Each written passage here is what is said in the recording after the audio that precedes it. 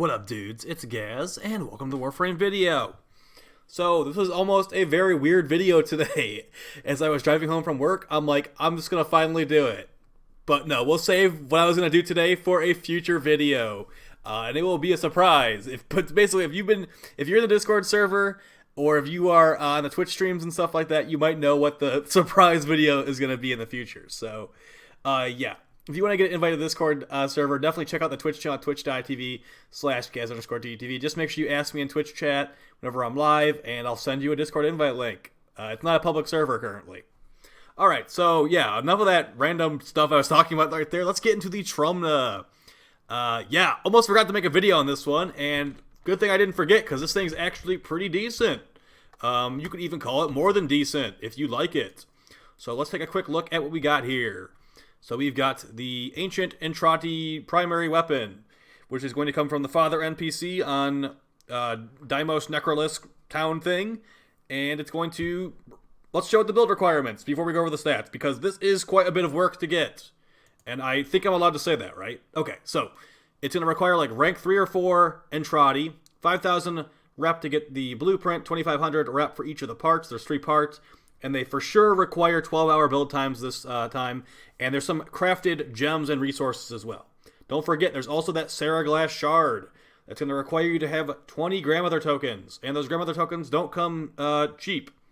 Basically, you need to get other tokens from the other characters and give them to her, exchanging them. You get 20 of those, and you will be able to get 1 Sarah Glass Shard to create this weapon. If you've been building all the other weapons as well, like the Quasis, the Sepulchrum... I don't think, no, the Deimos doesn't take it, or the Keratinos. So basically those other two, then there you go. You've been grinding a lot of stuff on Deimos, it sounds like. Alright, so what do you get for all that work and all that waiting? Well, we've got a primary weapon with 24% crit chance and a 2.2 multiplier base, so relatively good crit stats. 4.67 fire rate, respectable for a full auto weapon like this. 200 round magazine, so excessively large magazine, just like the Sepulchrum. We've got 5-second reload, so very similar to the Sepulchrum as well. It's a terrible reload speed, and thankfully, if you use a companion, you can actually bypass the terrible reload speed by automatically reloading when you are meleeing. But this thing can also not equip the automatic reload Exilus mod, just like the Sepulchrum. It's like they decided they didn't want us to use those. 30% stash chance, and impact and heat damage on the impact of the weapon, or on the impact of the bullet, and then the bullet will also explode for additional heat damage. So it's got lots of built-in heat damage. You will see lots of heat procs of this thing. And then we've got the secondary fire, which is a explosive doom blast, and it's pretty awesome. It's like pretty much like a cannonball, I guess I'd call it, that bounces around and blows up every time it bounces. It's got 38% crit chance at base, 2.4 multiplier at base. Really low fire rate, but it won't lock you in place for too long, and then 50% status chance. This thing destroys. As you can see with the explosion of it, it's a 6-meter radius, or range, whatever they want to call it, and it's heat damage. So it blows some stuff up. Mr. Torg would be proud. So let's actually just show it. Something to keep in mind, you cannot always just activate the Cannonball Death Cannon. You need to kill 5 enemies. As you can see, this little icon thing underneath my aiming reticle, that is going to be indicating that you have the fully charged up Death Cannon. So 5 kills and it's full. It'll make a clicking sound just to confirm. So here's the Death Cannon on level 175 things. Alright, so as you saw, it bounced around there. And it did proc Hunter Munitions on...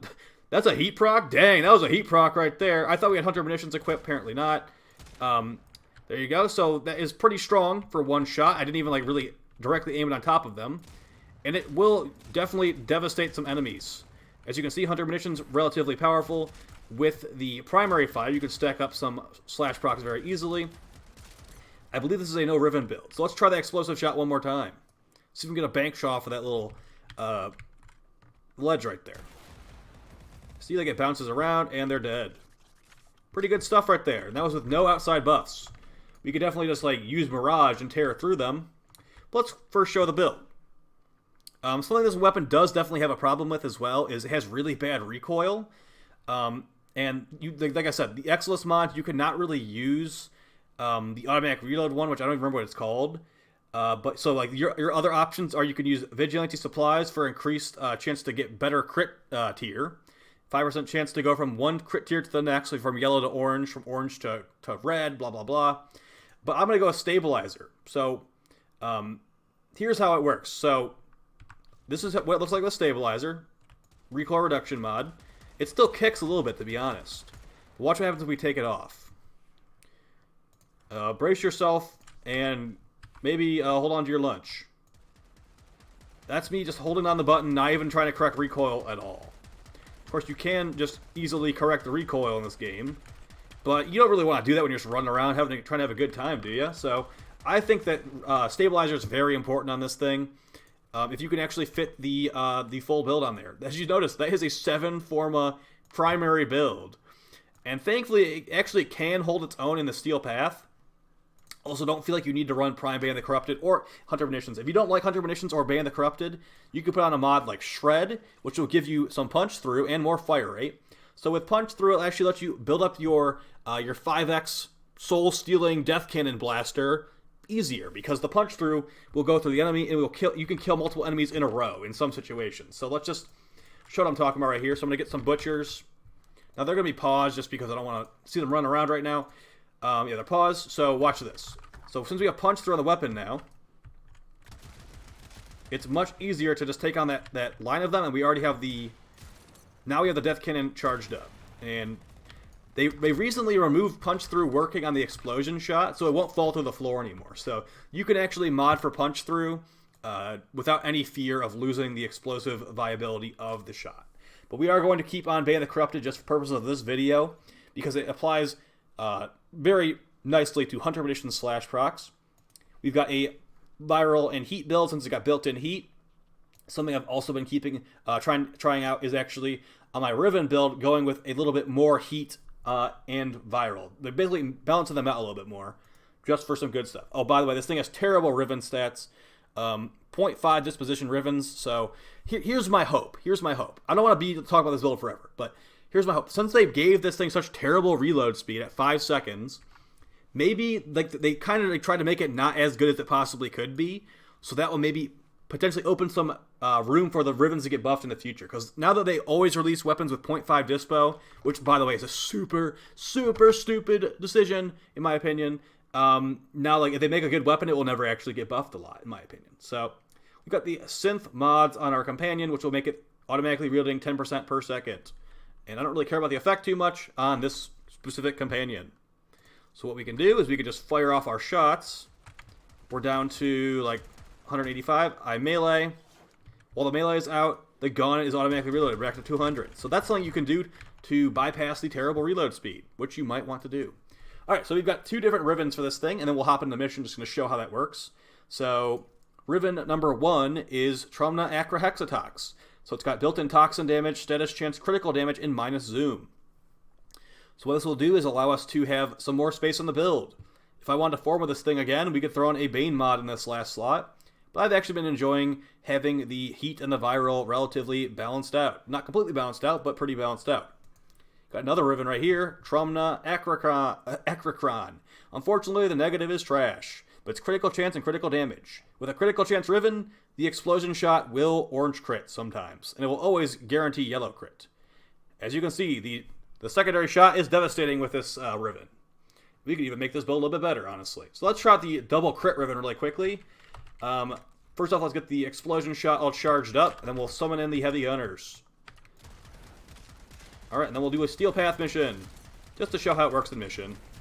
Alright, so we're all charged up there. Let's summon the chumps. Now, this thing actually is a pretty powerful primary weapon, and it gives me hope for more primary weapons in the future. Okay, maybe it doesn't give me hope, but hey, it's better than most primary weapons, so that's kind of something, right? I'm sure someone out there thinks that's actually hopeful. Alright, so let's summon these chumps and blow them up. Actually, you know what? Let's just go even harder. Let's blow them up with Mirage. Alright, prepare to die. Oh, yeah. Alright, let's get into that mission. Alright, so we are on the Steel Path Void Exterminate mission. Because, you know what? Hey, I decided, if I'm going to be playing Warframe today, I'm playing a random Exterminate mission for gameplay footage, I better get a relic out of it at least. So that's why we're doing the Void. If you didn't know this, when an unvaulting is active, You have the potential to get a unvaulted relic from clearing void missions. The drop tables are on the wiki, or not the wiki. They might be on the wiki. But they're also on the official Warframe drop tables website. So you would also get relics that aren't vaulted. So like I could get like an Inaros Prime relic or Titania Prime relic for this, I'm sure. But I'd rather get Ember Prime or a Frost Prime relic. Hopefully we get an actual unvaulting pretty soon, which is going to be like Saren Prime or Ash Prime or something cool like that. But I'll take the placeholder Frost and Ember Prime vaulting while we're here. So yeah, basically would I recommend this thing to you guys? If you're playing Warframe and you want a new gun, yeah, I'd recommend it to you. If you're not playing Warframe and you're like, oh man, I just need a really good primary to bring me back, this is a pretty good primary. But yeah, I consider it a lot of work, and I don't really use it that much, to be honest. The Riven stats are pretty, bad. So that makes it a little bit less enticing for someone super late game, end game, etc., whatever you want to call it.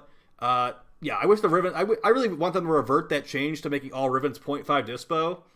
I really feel like whoever's in the Riven department at DE is not doing their job properly when they decide to make every weapon 0.5 dispo off the bat.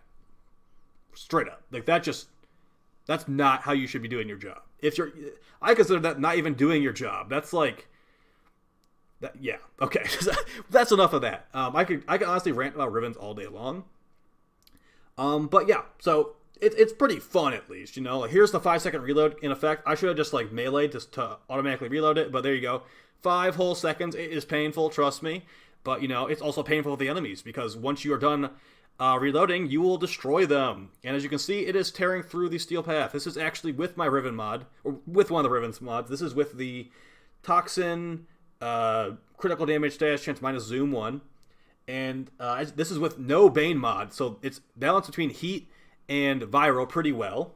So, don't necessarily need a Bane mod to kill stuff. I mean, we are using Mirage with Eclipse, so it is 600% more damage, so keep that in mind. But then again, if you're using a primary weapon in the steel path, you probably should use some outside buffs, because melee completely bypasses primaries like super hard. If they ever want to like properly balance it out, maybe make primaries better, I'd say things like that new Soma Prime mod are a good idea. I wouldn't say that Soma Prime mod makes primaries viable, but it's a step in the right direction. It's kind of like Blood Rush for primaries. To make primaries viable at all compared to melee, we need to have comparable mods to Weeping Wounds, Blood Rush, Condition Overload, stuff like that. We need comparable mods to that, maybe even Berserker for primaries. Like, that's the things we need to start thinking about if we want the weapons to be proper choices between each other, not just like, oh, well, yeah, this is just worse than melee, which is what it currently is like right now. Or it's going to be a procer for melee. So, I'll talk to you guys next time. Hope you found the video helpful, and take it easy. Peace.